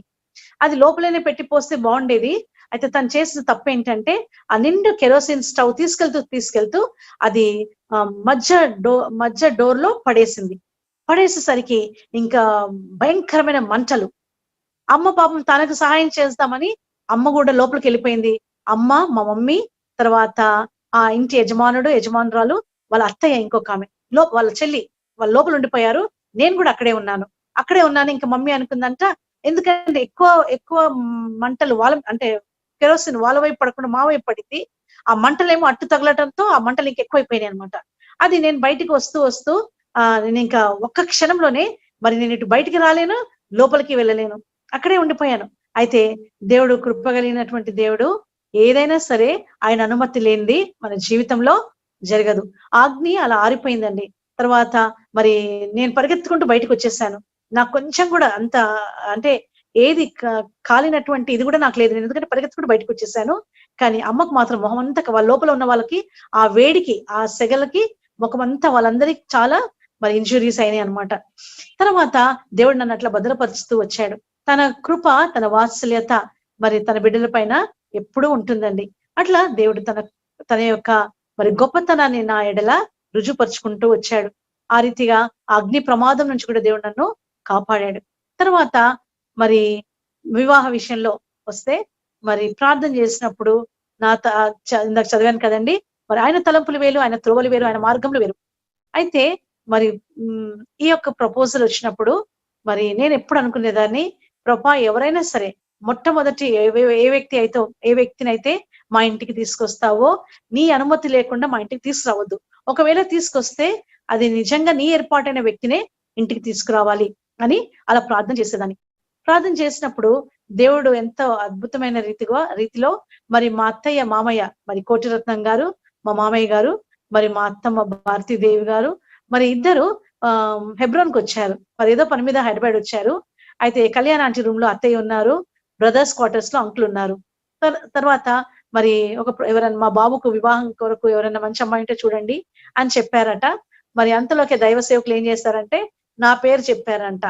చెప్పి ఇంకా ఆ నైట్ వాళ్ళు చెప్పటము, మేము ఆ రోజు హెబ్రోన్ లో మరి సాంగ్స్ రికార్డ్ చేస్తున్నాము విబిఎస్ కి. అయితే విబిఎస్ సాంగ్స్ రికార్డ్ చేస్తూ నేను అప్పుడే బయటకు వస్తా ఉంటే అంకుల్ అన్న చెప్పారనమాట, పీటర్ అన్న. తను అన్నారనమాట, ఎస్తేర్ నువ్వు తొందరగా ఇంటికి వెళ్ళిపో అని అన్నారు. ఏంటన్నా తొందరగా ఇంటికి వెళ్ళమంటున్నారు అని. ఏంటన్నా అంటే ఏం లేదులే మా నాన్న చెప్తారులే నీకు అని చెప్పి మా డాడీ నన్ను తీసుకెళ్ళడానికి వచ్చారు. సరే ఇంకా వెళ్ళిపోయినప్పుడు డాడీ నాకేం చెప్పలేదు, కానీ మా నాన్నగారు ఇంటికి వెళ్ళాక నెక్స్ట్ డే మార్నింగ్ మరి మా అత్తయ్య, మా మామయ్యని వాళ్ళు బ్రేక్ఫాస్ట్ పిలిచినట్టు చెప్పారు. అయితే బ్రేక్ఫాస్ట్ వచ్చి వెళ్ళిపోతారు. ఎందుకంటే నెక్స్ట్ డే మార్నింగ్ మళ్ళీ మాకు విబిఎస్ వర్క్ ఉంది, పని చేయడానికి నేను హెబ్రోన్ కి రెడీ అవుతుంటే డాడీ అన్నారనమాట, లేదమ్మా ఉండు వెళ్దువులే అన్నారు కాసేపు అయినాక. అందులో ఒక ఆంటీ అంకుల్ వచ్చారు, చూశారు, వెళ్ళిపోయారు. అయితే నేను ప్రార్థన చేస్తూ వచ్చాను కదా, మరి ప్రభా నీ చిత్తం అయితే నీ ఏర్పాట్లో ఉన్న వ్యక్తి మొట్టమొదట మరి మీరు సిద్ధపరిచిన వ్యక్తినే మా ఇంటికి తీసుకురావాలి అని ప్రార్థించినట్లే మరి దేవుడు అనేకమైన వాగ్దానాలు నాకు దయచేస్తూ వచ్చాడు. మరి ఎందుకంటే చాలా మంది మరి హైదరాబాద్ లో పిల్లలు లేనట్టు ఏంటి గుంటూరుకి ఇస్తున్నారు మీరని అట్లా హెబ్రోన్ లోనే సేవకురాలే నన్ను అన్నప్పుడు మరి ప్రభా నిశ్చిత్తం చేయడానికి నేను ఇష్టపడుతున్నాను. నిశ్చిత్తం అయితే ఇది జరగాలని మీ ఏర్పాటు నాకు స్పష్టంగా మాట్లాడు అన్నప్పుడు దేవుడి వాగ్దానాలు దయచేస్తూ వచ్చారు. మీరు మనుషులను నమ్ముకోవద్దు, దేవుని ఆశ్రయించు, దేవుని పైన నీ నమ్మిక ఉంచు అన్నప్పుడు దేవుని పైన నేను అనుకుంటూ వచ్చాను. ఆ రోజు మరి నెక్స్ట్ డే మేము హెబ్రోన్ లో యూత్ క్యాంప్ జరుగుతుంది. యూత్ క్యాంప్ లో దైవజనులు మరి అరవిందం గారు వాక్యం చెప్తా ఉన్నారు. అంకుల్ వాక్యం చెప్తూ ఉదయకాలం అంతా మరి బండ సందులలో ఉండే అటువంటి ఆ మహిమ అని మరి దేవుని యొక్క మహిమను గురించి, అబ్రహామును గురించి చెప్తూ వివరిస్తూ వచ్చారు. అదే రీతిగా సాయంకాలం ఏమో మధ్యకాలం అంటే 2 సెషన్స్ గా డివైడ్ చేశారు. మార్నింగ్ సెషన్ అయిపోయినాక ఆఫ్టర్నూన్ సెషన్ అంకులే తీసుకున్నారు. అది పాల్ గురించి చెప్తూ వచ్చారు. అయితే నేను అనుకున్నాను, ఈ పాల్ అంటే అబ్రహాం పాల్ అని తన పేరా, లేకుంటే అబ్రహాం అనే ఒక పేరా, లేకుంటే పాల్ అనే పేరా అంటే కాదండి. దేవుడు ఏది ఇచ్చినా సంపూర్ణంగా ఇచ్చేవాడిగా ఉంటాడు. మొత్తం పేరు అబ్రహాం పాల్ తన పేరు. ఆ రీతిగా దేవుడు మరి దేవుడు స్పష్టంగా నాతో మాట్లాడుతూ వచ్చారు. తర్వాత మరి ఇంటికి వచ్చాక ఆ రోజు మా మమ్మీ డాడీ మా అత్త మా మామయ్య అందరు ప్రయాణమై గుంటూరు వస్తా ఉంటే ప్రార్థన చేస్తూ ఉన్నాను. ప్రభా మరి ఏంటి మీ చిత్తము, మరి వెళ్ళటం మీ చిత్తమా అన్నప్పుడు దేవుడు స్పష్టంగా తన దైవజనుల ద్వారా మాట్లాడుతూ వచ్చారు. తర్వాత మరి నేను షేరింగ్ గాడ్ సీక్రెట్స్ అది డైలీ డివోషన్ బుక్ చదువుతా ఉంటాను. అయితే దాంట్లో ఏముందంటే మరి హెబ్రోనును విడిచి సియోనుకు వెళ్ళవలసిన సమయం వచ్చింది అంటాడు. అయితే అక్కడ ఏంటి హెబ్రోను విడిచి సియోనుకు వెళ్ళటం ఏంటి అని చెప్పేసి మా డాడీ వాళ్ళు తిరిగి రాగానే నేను అడిగాను, డాడీ అక్కడ మందిరం పేరేంటి అన్నప్పుడు మా డాడీ చెప్పారు, అది సియోన్ జయన్ అని చెప్పారనమాట. అయితే నేను ఇప్పుడు హెబ్రోను విడిచిపెట్టి ఎక్కడికి వెళ్ళాలా, సియోనుకు వెళ్ళాలా అని దేవుడు స్పష్టంగా మరి మాట్లాడుతూ వచ్చాడు. అట్లా దేవుని యొక్క వాగ్దానాలని చేపడుతూ మరి వివాహం జరిగిందండి. వివాహం జరగడానికి 3 కండిషన్స్ పెట్టుకున్నాను. ఒకటి, కట్నం అడగకూడదు, వాళ్ళు కట్నం తీసుకోకూడదు ఎవరైనా సరే. తర్వాత దైవికమైన కుటుంబం అయి ఉండాలా, నా మ్యారేజ్ హెబ్రోన్ లోనే జరగాల, దైవజనులు మరి మన భక్సన్ తాత దగ్గరే నా వివాహం జరగాలనేది కోరిక. అట్లనే మరి దేవుని చిత్తానుసారంగా నా మ్యారేజ్ మరి హెబ్రోన్ లో జరిగింది. తర్వాత మరి బిడ్డల విషయంలో మరి ఫస్ట్ అబార్షన్ ఒకటైంది.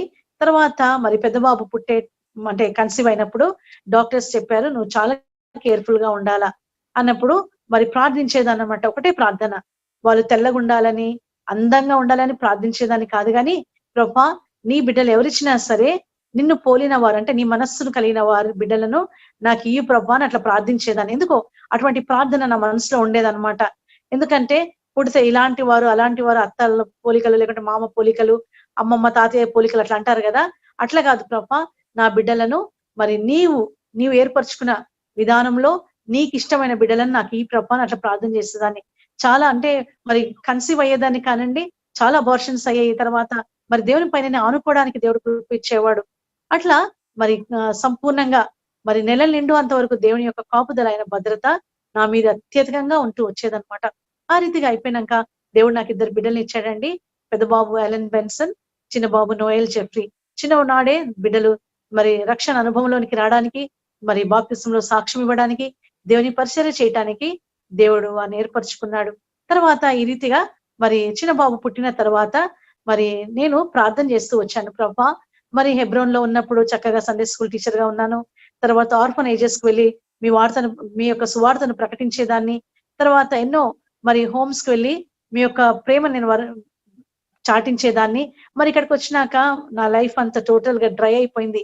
ఏంటి ప్రభా ఈ జీవితము అన్నప్పుడు మరి అనుకునే రీతిలో మేము కర్నూలు వెళ్లాల్సి వచ్చింది 91 లో. అప్పుడు మరి నేను ఊరికనే మరి డేవిడ్ అన్న వీళ్ళు ఊరికనే పాటలు రికార్డ్ చేద్దామని హానోక్ అన్న వీళ్ళు ఉన్నారు అప్పుడు. అయితే హానోక్ అన్న ఏం చేశారంటే, ఎస్తర్ కొన్ని పాటలు పాడు ఊరికే రికార్డ్ చేద్దాము అన్నారు. అట్లా కొన్ని పాటలు రికార్డ్ చేయటం దేవుడు కృప ఇచ్చాడు.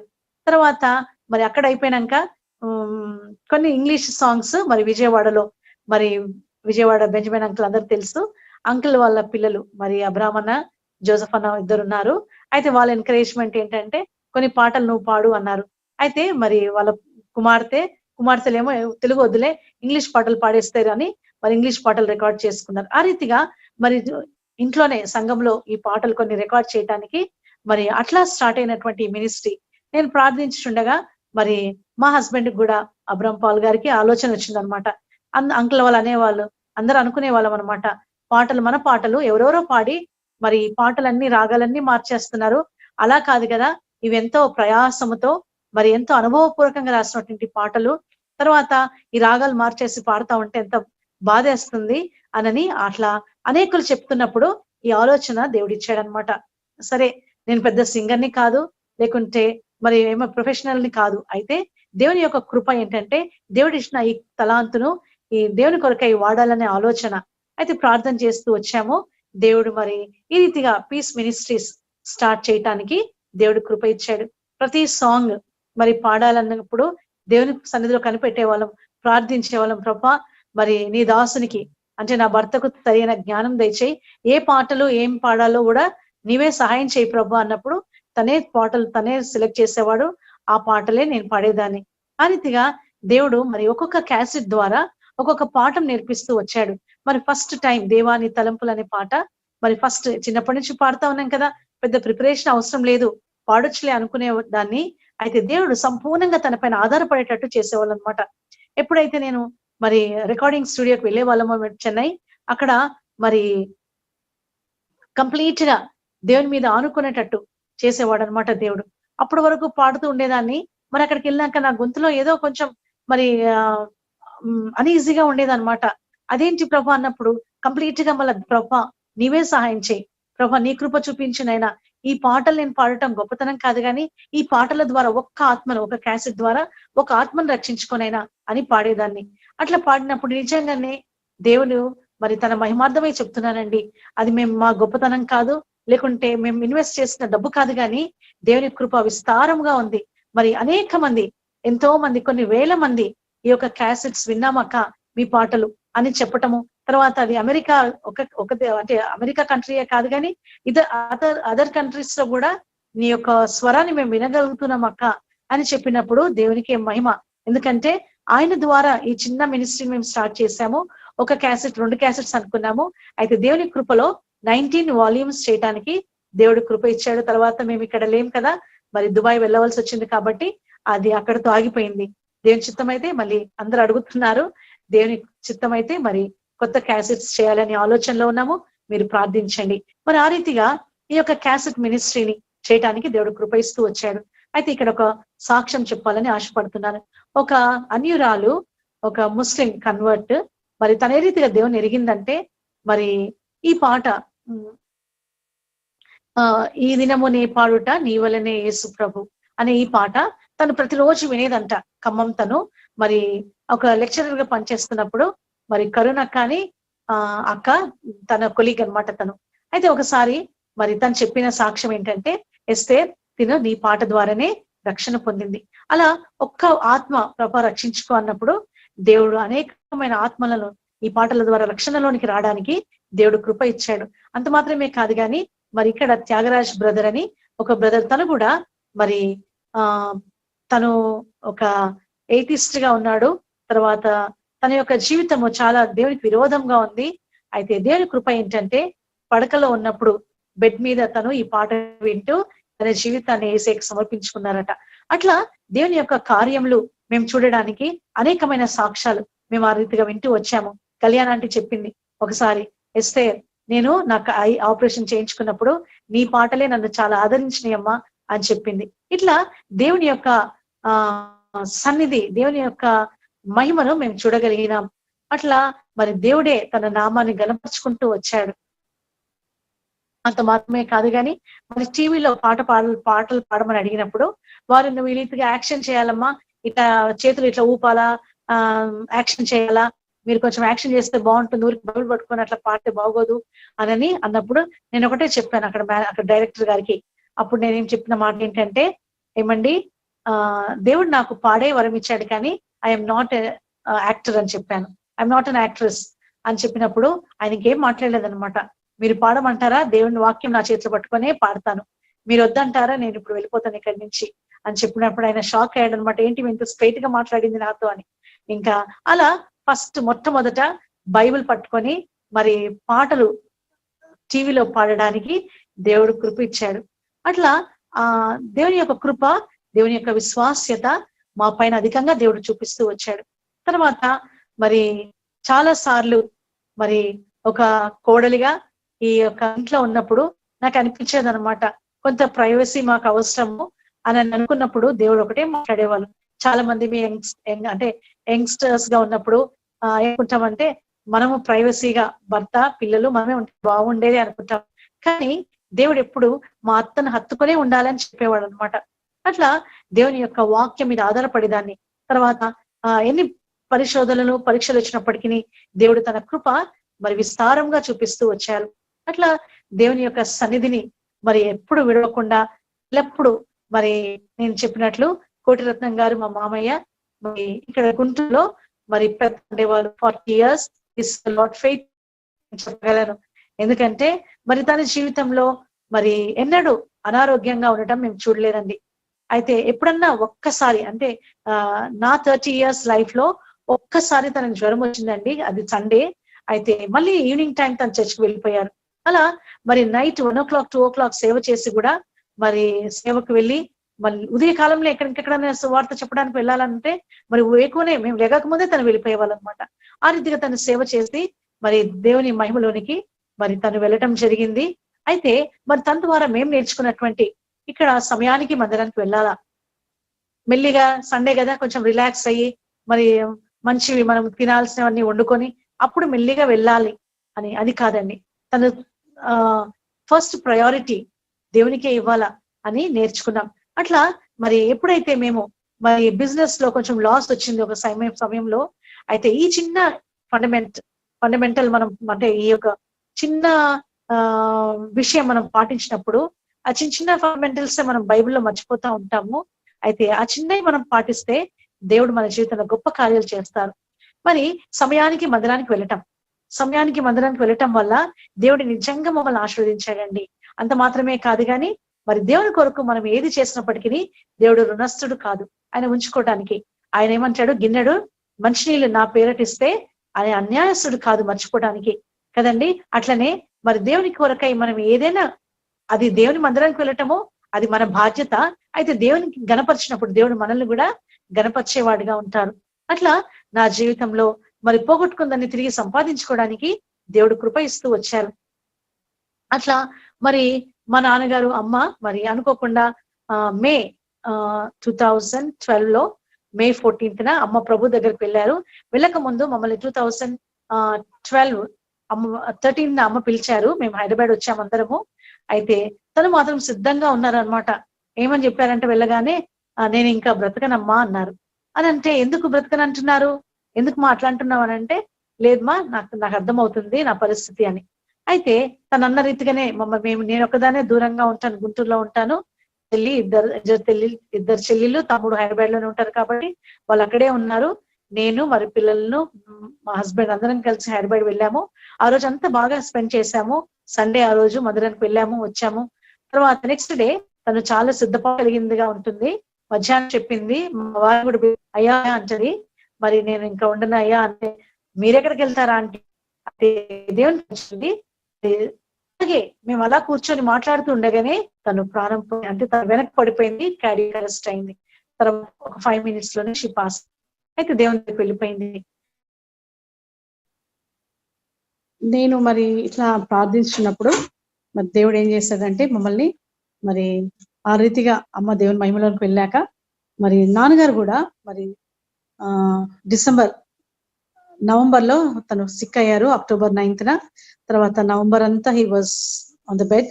తర్వాత డిసెంబర్ లో ప్రభు మహిమలోనికి వెళ్ళడానికి అయితే వెళ్లే ముందు మరి దేవుడు మమ్మల్ని సిద్ధపరుస్తూ వచ్చాడు. అమ్మది సడన్ డెత్ అయ్యేసరికి చాలా కోలుకోలేనటువంటి పరిస్థితులు ఉన్నప్పుడు మరి దేవుడు తన యొక్క చిత్తానుసారంగా ఏ రీతిగా సిద్ధపడాలో సిద్ధపాటు కలగజేసిన వాడిగా ఉంటున్నాడు. అయితే మేము మరి మా ఇద్దరు చెల్లెళ్ళు తమ్ముడు కలిసి మరి దేవునికి మా నాన్నగారిని అప్పగించాం. ప్రభా నిశ్చితమైతే తన నుంచి లేకపోతే నీ సన్నిధిలోనికి తీసుకో అని ఆ రీతిగా ప్రార్థన చేశాం. బాగు చేయమని ప్రార్థన చేసినప్పుడు దేవుని చిత్తమైంది అది. దేవుడు తన మహిమలోనికి పిలుచుకున్నారు. తర్వాత మరి మా హస్బెండ్ దుబాయ్ లో ఉండేవాళ్ళు. మరి నేను కూడా దుబాయ్ వెళ్ళాలి కాబట్టి ప్రార్థన చేశాను, ప్రభా నీ చిత్తమా అన్నప్పుడు మరి అపోస్తల కార్యంలో ఉంటుంది, మరి అబ్రహాము తన స్వదేశంను విడిచిపెట్టి మరి దేవుడు చూపించే దేశంలోకి వెళ్ళాను అని. అట్లా మరి యాక్ట్స్ లో ఉండటం ఏంటి, నా డైలీ పోర్షన్ అనమాట అది. అట్లా మరి దేవుని యొక్క కృప ఏంటంటే ఆ రీతిగా దేవుని వాగ్దానాలు చేపడుతూ దుబాయ్ వెళ్ళటం జరిగింది. దుబాయ్ వెళ్ళినాక అక్కడ మరి దేవుని యొక్క మందిరము, మరి మా ఆడపడుచు కూడా అక్కడే ఉంటారు. అట్లా మరి సంతోషంగా ఉన్న సమయంలో మరి అక్కడ ఉద్యోగం రావాలంటే కష్టం కదండి, ఎందుకంటే నాకు ఇక్కడ లోకల్ ఎక్స్పీరియన్స్ ఉండాలని అడిగారు వాళ్ళు. అయితే నాకు లోకల్ ఎక్స్పీరియన్స్ లేదు కాబట్టి మరి దేవుని పైన సంపూర్ణంగా ఆనుకోవడానికి దేవుడు కృప ఇస్తూ వచ్చాడు. ఎందుకంటే మరి కంప్యూటర్ లో చాలా అంటే నాకు అసలు స్టార్టింగ్ బేసిక్స్ కూడా తెలియదు అనమాట. అట్లాంటి టైంలో అక్కడికి వెళ్ళినప్పుడు మాన్యువల్ గా టీచ్ చేయమంటే చేశాను, కానీ మరి మీరు ఆన్లైన్ లో టీచింగ్ చేయాలా అని చెప్పారు.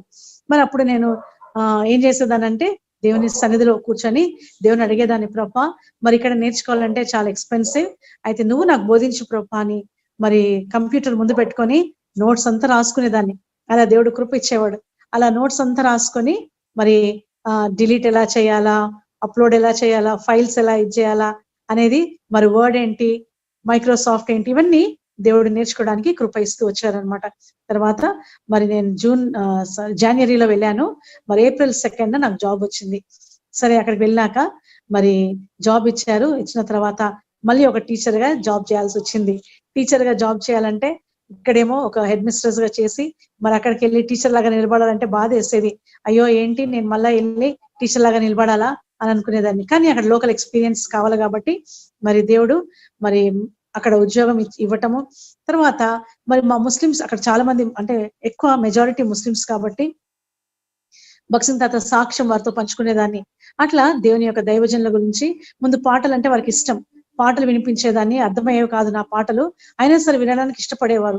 అట్లా మరి కొన్ని హిందీ సాంగ్స్ వినిపించటము, తర్వాత దేవుని గురించిన వాక్యము వారికి నేర్పించటము, అలా వినిపించటము చేసేదాన్ని. ఎందుకంటే బస్ లో మాకు ప్రయాణం 1 hour ఉంటుంది స్కూల్ నుంచి ఇంటికి. కాబట్టి ఆ టైంలో ఇవన్నీ చేసేదాన్ని అనమాట. టైం ఉన్నప్పుడల్లా వారికి కొంచెం వాక్యం వినిపించటము, లేకుంటే సువార్త వినిపించటము, వాక్యంలో ఉన్నటువంటి వీడియోస్ అంటే వాక్యానుసారంగా మరి ఉన్నటువంటి మంచి మంచి వీడియోస్ మన హెబ్రోన్ లో ఎలా ఉండేది, భక్సింగ్ తాత గురించి సాక్ష్యం ఇట్లా వినిపించేదాన్ని అనమాట. తర్వాత మరి ఒక సమయం వచ్చింది స్కూల్లో, మరి వన్ ఇయర్ ఒక 3 months కే నేను అక్కడ అకాడమిక్ అండ్ అడ్మినిస్ట్రేటర్ గా నన్ను దేవుడు మరి సూపర్వైజర్ గా చేశారు. మరి అక్కడ దగ్గర 600 మంది టీచర్స్ లో మరి నేను సీనియర్ కాదు, చాలా జూనియర్ ని. మళ్ళీ 1 year లోనే, అంటే 1.5 year లోనే నేను ఒక మరి పొజిషన్ ని పొందుకోవడానికి దేవుని మహాకృప. ఎందుకంటే అందరూ నాకు అపోజిషన్, ఎందుకంటే అది మలయాళీ స్కూల్, మేనేజ్మెంట్ మలయాళీస్ కాబట్టి వాళ్ళకే ఇవ్వాలి, యాక్చువల్ గా వాళ్ళకే ఇస్తారు. మరి దేవుని కృప ఏంటంటే మనల్ని ఎక్కడుంచినా దేవుడు తలగానే ఉంచుతాడు. ఆయన గొప్ప కార్యములు మన పట్ల నెరవేర్చేవాడిగా ఉంటాడు. ఆ రీతిగా మరి అక్కడ నేను కొనసాగిస్తున్న సమయంలో ఒక మా హెచ్ఓఎస్ క్రిస్టియన్ వచ్చింది. చాలా సంతోషపడ్డాను. తన క్రిస్టియన్ కదా, మరి తను షీల్ బి వెరీ సపోర్టివ్, నాకు చాలా సపోర్టివ్ గా ఉంటుంది అని అనుకుని ఆశపడ్డాను. కానీ అలా జరగలేదండి. దేవుని యొక్క ప్రణాళిక వేరు. దేవుడు మనకు కొన్ని పాఠాలు నేర్పిస్తారు. అయితే మరి కంప్లీట్ గా దేవుని పైన ఆధారపడడానికి మరి దేవుడు కృప చూపించేవాడు అనమాట. మరి చాలా తను నన్ను బాధ పెడుతూ వచ్చింది. ఎలా అయితే నేను చేయని విషయాలు నువ్వే చేసావని, లేకుంటే నీవే ఇలా చేస్తున్నావని అలా చెప్పేదనమాట. చాలా బాధపడేదాన్ని. మా ముస్లిం ఫ్రెండ్స్ అందరు, నా కొలీగ్స్, సూపర్వైజర్స్ అందరు అనేవాళ్ళు, ఎస్తే నువ్వెందుకు, why are you keeping quiet, నువ్వెందుకు అట్లా మౌనంగా ఉంటావు, నువ్వు ఏదైనా చేయలేవు, ప్రిన్సిపల్ కి రిపోర్ట్ చేయ మీద అంటే నేను అనేదాన్ని, తను ఏది విత్తుతుందో అదే కోస్తుంది. ఒక సమయం వస్తుంది, నా దేవుడు గొప్పవాడు, వెయిట్ అండ్ సీ అని చెప్పేదాన్ని అనమాట. ఆ రీతిగా నిజంగానే మరి ఏ రీతిగా అయితే తను నన్ను బాధ పెడుతూ వచ్చిందో, మరి నేను ఒక రోజు స్కూల్కి వెళ్ళాను. స్కూల్కి వెళ్ళిన ఒక క్షణమే స్కూల్కి అట్లా ఎంటర్ అయ్యాను. మీకు గుడ్ న్యూస్ అని ఫోన్ వచ్చింది. ఏంటి అని అంటే, నా డెస్క్ లో కూడా నేను వెళ్ళి కూర్చోకుండా వెళ్తుంటేనే ఫోన్, ఏంటంటే నీ గుడ్ న్యూస్ మేడం, ఏంటి అని అంటే, నువ్వు ఎవరైతే నిన్ను బాధ పెడతా ఉన్నారో తను తిరిగి స్కూల్ దగ్గర కూడా రాకుండా తను మేనేజ్మెంట్ ఆఫీస్ నుంచే తను అక్కడి నుంచే పంపించి వేశారు. అది నాకు గుడ్ న్యూస్ కనిపించలేదు, కానీ బాధ వేసింది. తనతో నేను ఇంకొంచెం అంటే వాక్యం చెప్పి చాలా అంటే కనిపించినప్పుడల్లా నేను చెప్పేదాన్ని అనమాట. నేను అలాంటి దాన్ని కాదు, యూ క్యాన్ అంటే నా గురించి మీరు తెలుసుకోవచ్చు అని చెప్పేదాన్ని. కానీ అందరు చెప్పేవాళ్ళు, కానీ తను వినేది కాదనమాట. అలాగే నన్ను బాధ పెట్టేది. అయితే దేవుని మహాకృప ఏంటంటే మరి తను స్కూల్కి కూడా రాకుండా మేనేజ్మెంట్ ఆఫీస్ లో నుంచే ఆమె నాకు కొంచెం పంపివేశారు. అలా దేవుడు తన బిడ్డలను మరి అత్యధికమైన విధానంలో తను ఆశీర్వదించడమే కాదు, కానీ మనల్ని ఒక సాధనంగా దేవుడు అక్కడ వాడుకునేవాడిగా ఉంటారు. ఆ రీతిగా మరి ఆఫ్టర్నూన్ సెషన్ అంతటికి నేనే ఒక సూపర్వైజర్ గా నేను ఉండేదాన్ని అనమాట. ఆ రీతిగా దేవుడు ఆస్వాదించాడు అక్కడ. తర్వాత మరి మేము అక్కడ ఉన్నంత సమయము మరి మా హస్బెండ్ కి మంచి జాబ్, మరి మేము అక్కడ సంతోషంగా ఉన్నాము. మందిరంలో కూడా అక్కడ మరి సంతోషంగా ఉండే వాళ్ళము. చాలా అంటే మరి అక్కడ ఉన్నటువంటి యవనస్తులు, అక్కడ ఉన్నటువంటి న్యూలీ వెడెడ్ కపుల్ కానివ్వండి, లేకుంటే వారందరూ మరి మన గృహంలోనికి వచ్చి వారు ఆతిథ్యం తీసుకోవడానికి వారందరిని ఆహ్వానించే వాళ్ళము. మన అక్కడ పరిచర్య చేయడానికి దేవుడు కృప ఇచ్చేవాడు అనమాట. మరి వాళ్ళ కష్ట సుఖాలు ఒక అక్కగా ఒక అన్నగా మాకు పంచుకునే వాళ్ళు అనమాట. ఆ రీతిగా దేవుడు అక్కడ మమ్మల్ని బలపరిచి వాడుకుంటూ వచ్చారు. తర్వాత మరొక సమయంలో మరి అంకుల్ మీరు ఇంకొచ్చేయండి అమ్మా అని మాకు చెప్పినప్పుడు మేము ప్రార్థన చేస్తూ వచ్చాము. అక్కడ దైవజనులతో పాటు పంచుకున్నాము.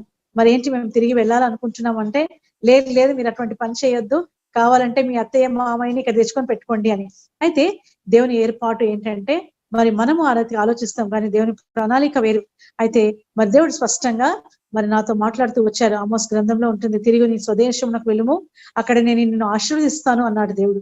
ఆ వాగ్దానం ఇచ్చినప్పుడు మరి నిజమే, తిరిగి నేను వెళ్ళాలి అన్నప్పుడు మా స్కూల్లో నన్ను మరి పంపించడానికి ఇష్టపడలేదు. ఆల్మోస్ట్ 1 year వాళ్ళని అట్లా మరి రిజైన్ చేయకుండా ఆపేశారు. తర్వాత నేను వాళ్ళకి చెప్తూ వచ్చాను, లేదు నేను ఇలా మా ఇన్లాస్ ని చూసుకోవడానికే వెళ్తున్నాము అని చెప్పినప్పుడు వారు ఇంకా ఏం మాట్లాడకుండా నా రిజిగ్నేషన్ వాళ్ళు ఒప్పుకున్నారనమాట. ఆ రీతిగా నేను వచ్చాము, మేము ఇక్కడ రావడానికి దేవుడు కృప ఇచ్చాడు.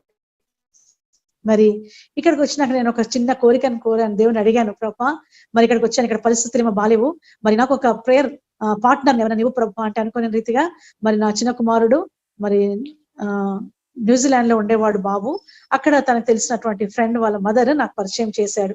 అట్లా మరి ఇంట్లోనే మరి చిన్నగా ప్రేయర్ గ్రూప్ స్టార్ట్ అయింది. మరి తను ఒక్కరే ఒక 1 month తర్వాత తను రాను తన ఫ్రెండ్స్ ని తన ఫ్యామిలీ మెంబర్స్ ని ఇన్వైట్ చేయటము, అట్లా మార్నింగ్ 5 to 7 ఇంట్లో ప్రేయర్ ఉంటుంది అనమాట ఎవ్రీ డే. అయితే ఇప్పుడు మరి సిస్టర్స్ హెబ్రోన్ సిస్టర్స్ ఫెలోషిప్ లో వస్తున్నాను కాబట్టి 6:30కి నేను ముగించుకొని 5:30 నుంచి 6:30కి నేను ముగించుకొని రావటం జరుగుతుంది. అట్లా ఆ ప్రార్థన నన్ను ఎంతో బలపరుస్తూ వచ్చిందనమాట. తర్వాత మరి దేవుని యొక్క కార్యములు మన జీవితంలో మరి నెరవేర్చేవాడిగా ఉంటాడు, ఆయన ఉద్దేశంలో, ఆయన సంకల్పంలో. ఎందుకంటే ఆయనను మనము గణపరిచినప్పుడు మన జీవితంలో మనం కూడా ఆయన ద్వారా గణపరచబడే వారంగా ఉంటాము. ఇది మరి నా జీవితంలో చేసినటువంటి కార్యం. నేను దేవుణ్ణి పిలవటానికి కానీ ఆయన యొక్క మరి ఈ యొక్క సేవ ఇలా చేయటానికి కానీ నేను అర్హురాల్ని కాదు. అయితే దేవుని యొక్క వాత్సల్యత, ఆయన కృప ద్వారానే ఈ రోజు నేను ఏమై ఉన్నాను. It's only because of his grace. అది నేను చెప్పగలను నా జీవితంలో. మరి దేవుడు అనుకున్నవన్నీ నెరవేరుస్తూ వచ్చాడు. మరి ఈ రీతిగా ఉన్నప్పుడు నాకు ఒక ఆలోచన, నేను ఇట్లా వాక్యం చెప్తున్నప్పుడు మార్నింగ్ ఫెలోషిప్ లో మా గ్రూప్ లో మరి చెప్తా ఉంటే దేవుడు నాతో మాట్లాడుతూ వచ్చారు, how can we please the lord అని. మరి 1 Samuel తీసుకొని మేము ఆ యొక్క మెడిటేట్ చేస్తా ఉన్నాము, 1 Samuel అంతా. అప్పుడు దావీదు దేవుని రీతిగా గణపరుస్తూ వచ్చాడు తన జీవితంలో. ఆ రీతిగా నేను కూడా దేవుని గణపరచాలా, మనం కూడా దేవుని గణపరచాలా మన జీవితంలో అన్నప్పుడు దేవుడి చిన్న మాటలు మాట్లాడుతున్నప్పుడు నాకు ఒక గమనం, నా యొక్క తలంపులో ఒక వచ్చిందనమాట. మరి దేవుని గణపరచాలంటే ఏంటి, how can we please the lord అన్నప్పుడు అన్ని విషయాల్లో, మన మాటలలో, మన చూపులలో, మన ప్రవర్తనలో, మన నడవడికలో మనం దేవుని కనపరచు వారంగా ఉండాలా. ఆ రీతిగా మనల్ని చూసిన వాళ్ళు క్రీస్తు యేసును మనలో చూడడానికి అటువంటి కృప దేవుడు మనం కూడా అటువంటి కృప పొందుకోవాలా అనే ఆలోచన వచ్చి అది షేర్ చేస్తున్నప్పుడు దేవుడు నాతో మాట్లాడాడు. మరి నువ్వు ఈ సొమ్ములన్నీ పెట్టుకుంటున్నావు కదా, నీకు ఇంత ఆశ సొమ్ములంటే, మరి ఇవన్నీ పెట్టుకున్నప్పుడు are you pleasing the lord are you are pleasing the men అన్నప్పుడు నేను నిజమే అనుకున్నా, ఐఎమ్ నాట్ ప్లీజింగ్ గాడ్. ఇవన్నీ పెట్టుకొని నేను ఎవరిని సంతోషపరుస్తున్నాను, మనుషులను సంతోషపరుస్తున్నాను అని దేవుడు నాతోనే మాట్లాడుతూ వచ్చాడు. నేను బోధ చేస్తున్నాను కానీ దేవుడు, ఇది 2 అంచెల ఖడ్గం కదండి, అందుకే దేవుడు నాతో కూడా మాట్లాడుతూ వచ్చాడు. నువ్వు ఎలా ప్లీజ్ చేయాలనుకుంటున్నావు, ఇవన్నీ చేస్తున్నావు, కానీ మరి ఇది పెట్టుకోవడం ద్వారా ఎవరు ప్లీజ్ అవుతున్నారు, నువ్వు ఎందుకు పెట్టుకుంటున్నావు? దేవుడు ఇచ్చినటువంటి మరి రూపమును, దేవుడు తన స్వరూపంలో తన పోలిక చొప్పున దేవుడు నిన్ను నిర్మిస్తే నువ్వేం చేస్తున్నావు, ఇంకొంచెం దానికి ఎక్స్ట్రాడినరీగా నువ్వు ఈ అందం ఇంకా చక్కగా కనిపించాలనే కదా, ఇతరులకు నువ్వు చక్కగా కనిపించాలని కదా నువ్వు ఇది పెట్టుకుంటున్నావు అని దేవుడు మాట్లాడుతూ వచ్చాడు. ఇంకా ఆ రోజు నేను అంతకుముందు ఒక మాట అన్నాను, ప్రభా నా దగ్గర ఉంది కొంత బంగారమే కదా, ఇది తీస్తే దీనికి విలువేముంటుంది, నాకు నువ్వు సమృద్ధిగా ఇవ్వు అప్పుడు తీసేస్తా అని ఎప్పుడో ఒక 12 సంవత్సరాల క్రితం చేసుకున్నటువంటి వాగ్దానము దేవుడు నాకు గుర్తు చేస్తూ వచ్చాడు. నువ్వు ఆనాడు వాగ్దానం చేశావు కదా, అందుకే నేను దుబాయ్ తీసుకెళ్ళా, ఈ బంగారం అంతా సమకూర్చుకొని వచ్చావు, ఇప్పుడు ఏం చెయ్యి, తీసేయి, నీకు ఇచ్చాను కదా, నువ్వు అడిగావు కదా నన్ను సమృద్ధిగా ఇవ్వు ప్రభా అన్నావు, నేను సమృద్ధిగా ఇచ్చాను. అట్లా ఆ రోజు మరి నేను బలులు అర్పించడం అది అని చెప్తూ, మనము దేవునికి ఎన్నో ఒప్పందాలు చేసుకుంటాం కానీ we don't keep up the word. దేవుడు అయితే మరి వాగ్దానం చేసిన వాడు నమ్మదగిన వాడు. అయితే మనము వాగ్దానాలు చేస్తాం కానీ దేవుని ఎడల మనం నెరవేర్చుకోము. అట్లా దేవుడు నాతో మాట్లాడుతూ వచ్చాడు తిరిగి నేను వాక్యం చెప్తున్నప్పుడు. అట్లా ఆ రోజు నేను నా జీవితాన్ని ఈ యొక్క ప్రభు నేను ఇంకా ఏది ఆశించను, ఇది నాకొద్దు, ఎందుకంటే ఇవి నేను పెట్టుకుంటుంది ఇతరులు నన్ను చూసి చాలా చక్కగా కనిపిస్తుంది అనే కదా అనుకోవడానికి కదా నేను పెట్టుకుంటున్నాను. వద్దు ప్రభా, నా ద్వారా నీ నామం మాత్రమే కనపరచబడాలి, నువ్వే సంతోషపడాలా నన్ను చూసి అని నేను ఆ రోజు ఈ యొక్క మరి ఆర్నమెంట్స్ అన్ని తీయటం జరిగింది. అట్లా దేవుడు కృప ఇస్తూ వచ్చాడు. అంత మాత్రమే కాదు గాని దినవెంబడి దినము మరి ఆయన విశ్వాస్యత నా జీవితంలో ఎంతైనా గొప్పది. ఆ గొప్ప ఘనమైన దేవుణ్ణి, ఆ మహిమ గల దేవుణ్ణి నేను కూడా మరి దినవెంబడి దినము దేవుని ఆరాధించడానికి ఆయనలో కొనసాగునట్లు మరి కుటుంబంగా మేము బిడ్డలంగా మరి నా భర్త మేము మరి మా అత్తయ్య ఇంట్లో మేము మరి దేవుని ఆరాధించడానికి దేవుని కీర్తించడానికి దేవుడు కృప చూపిస్తూ వస్తున్నాడు. మరి దేవుని యొక్క కార్యంలో అనేకములు అయితే ఎంతో గొడవలు అప్పటి నుంచే గొడవలుగా ఉంటున్నాయి. ఎందుకు మందిరంకి వెళ్ళాలా అని మందిరంకి వెళ్ళినా నా పని నేను ఊరికి వెళ్ళి వచ్చేయాల, నేను మాత్రం ఈ సేవ చేయను, నాకు దేవుడు ఇచ్చినటువంటి పరిచర్య సండే స్కూల్ పరిచర్య నేను చేయను అని చెప్పేసి 3 weeks సండే స్కూల్కి వెళ్ళలేదండి. 3rd డేనే నాకు ఒక భయంకరమైనటువంటి కళ వచ్చింది. ఏంటంటే మరి ఇద్దరము కలిసి ప్రయాణం చేస్తున్న సమయంలో ఒక ఇంటి దగ్గర అంతా గుంపుగా ఉన్నారు. ఆ కాలిపోయిన బిడ్డ అక్కడ ఉందన్నమాట. వెళ్ళి చూస్తే ఆ మాంసపు ముద్ద మొత్తం కాలిపోయి బ్లాక్ గా ఒక ముద్ద మాత్రమే ఉంది. అయితే తల్లిదండ్రులు ఏడుస్తా ఉంటే నేను చూసి అమ్మో ఏంటి ప్రభా ఇది అనుకుంటూ మళ్ళీ గబగబా ముందు వెళ్ళిపోతుంటే మళ్ళీ ఇదే సీన్ మళ్ళీ అది రిపీట్ అయింది అనమాట. అలాగే 3rd టైం అయిపోయినాక ఇంకా నేను చూడలేక బాబో ఏంటి ఇలా కాలిపోతున్నారు బిడ్డలు అని వెనకకు వచ్చేసాను. అప్పుడే నాకు మెలకొచ్చింది, భయం వేసి మెలకొచ్చింది, అమ్మో ఏంటి జరిగిపోతుంది అని. తర్వాత మెలకొచ్చినాక మరి నాకేంటో అర్థం కాలేదు కానీ నా ఫ్రెండ్ చెప్పింది అనమాట, ఎస్తేర్ మరి నువ్వు సండే స్కూల్ వెళ్లకుండా ఆగిపోయావు కదా, దేవుడు ఇచ్చిన పరిచర్యను నువ్వు చేయకుండా ఆగిపోయావు, అయితే దేవుడు ఇచ్చినటువంటి పరిచర్యను కొనసాగాల, అందుకే నీకు చిన్న బిడ్డలు దేవుడు చూపిస్తూ వచ్చాడు, దీన్ని సండే స్కూల్ పరిచర్య మరి నువ్వు చేయట్లేదు కాబట్టి అందుకే ఆ 3 వారాలు నువ్వు వెళ్ళలేదు, ఆ 3 వారాలు దేవుడు నీకు చూపించాడు. ఇంకా ఆనాటి నుండి తర్వాత నేను మరీ దుబాయ్ వెళ్ళేంత వరకు కూడా ఎప్పుడు సండే స్కూల్ నేను మానలేదు. ఎన్నో పరిస్థితులు వచ్చినాయి, నన్ను ఆపివేయాలని చూశారు, నువ్వు చెప్పకూడదని నన్ను వెంబడించిన వారు ఉన్నారు. అయినప్పటికీ దేవుడు గొప్పవాడు, తన కార్యములు మన ద్వారా నెరవేర్చుకోవాలనుకుంటే దేవుడు మన పైన దేవుడు ఇచ్చినటువంటి ఆ బాధ్యతను దేవుడే తను నెరవేర్చుకునేవాడిగా ఉంటాడు. ఆ రీతిగా సేవలో ముందుకు సాగునట్లు దేవుడు కృప చూపిస్తూ వచ్చాడు.